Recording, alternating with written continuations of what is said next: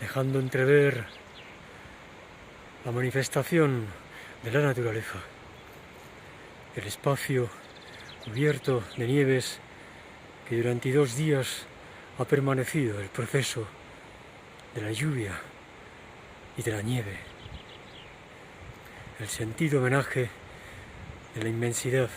de la naturaleza en el último rayo del sol de este día de nuevo amanecer.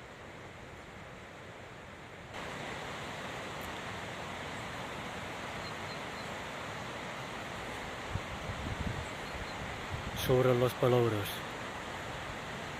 en este escenario mostrado del remanso embravecido que en el día de hoy festeja como un alumbramiento de una naturaleza indómita,